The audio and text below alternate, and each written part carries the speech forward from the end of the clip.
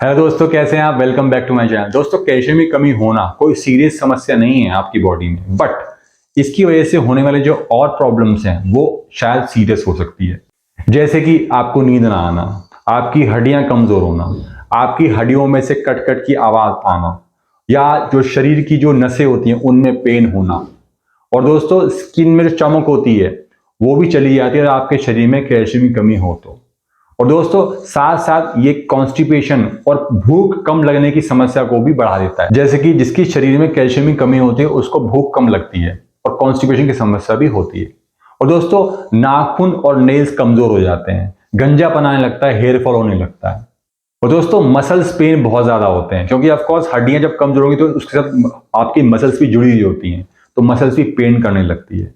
और दोस्तों, इनफर्टिलिटी की समस्या हो जाती है महिलाओं और मर्दों में, दोनों में ही होती है ये, जिसमें कैल्शियम की कमी होती है। इसलिए कहा जाता है कि जो मैरिड कपल होता है उसको कैल्शियम भरपूर लेना चाहिए।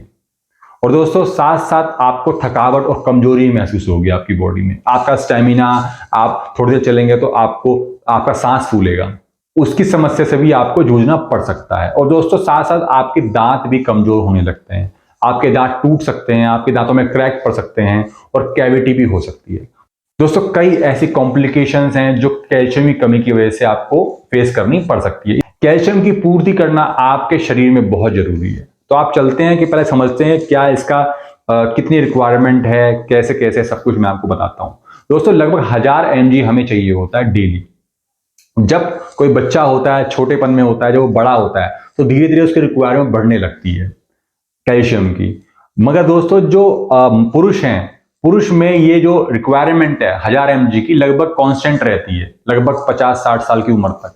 बट जो महिलाएं हैं उनके अंदर बहुत ज्यादा चेंजेस देखे गए हैं, क्योंकि उनमें जो एस्ट्रोजन हार्मोन होते हैं वो कम होने लगते हैं, तो उनकी जो कैल्शियम की रिक्वायरमेंट ज्यादा बढ़ने लगती है। तो इसलिए खास तौर पर महिलाओं को कैल्शियम का सेवन करना चाहिए। आज मैं आपको बताऊंगा कैसे आप अपनी कैल्शियम की पूर्ति करें। दोस्तों, एक दिमाग में भ्रम यही बैठ गया है लोगों में कि दूध और दूध से बनी चीजें हम खाएंगे तो तभी कैल्शियम की पूर्ति होगी।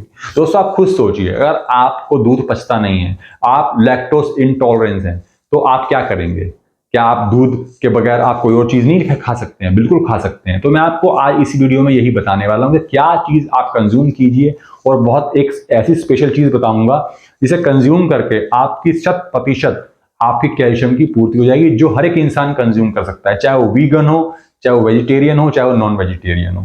तो दोस्तों, आपको ने सुना होगा तिल, यानी कि सिसमे सीड। सिसमे सीड में लगभग लगभग 9 से 10 गुना ज्यादा, दूध से ज्यादा इसमें कैल्शियम होता है। और ऑफकोर्स दोस्तों, ये वीगन है या जिनको मिल्क और मिल्क प्रोडक्ट से एलर्जी है या प्रॉब्लम है उनके लिए बहुत अच्छी चीज है। दोस्तों, आपने सुना होगा दूध और दूध से बनी चीजें हमें ज्यादा कंज्यूम नहीं करनी चाहिए, क्योंकि उससे कोलेस्ट्रॉल की समस्या भी होती है। क्योंकि आपको पता है दूध आजकल बहुत ज्यादा मिलावटी भी है, पता नहीं कैसा कैसा दूध निकाला जाता है, क्या पशुओं को खिलाया जाता है, बहुत सारी समस्याएं हैं।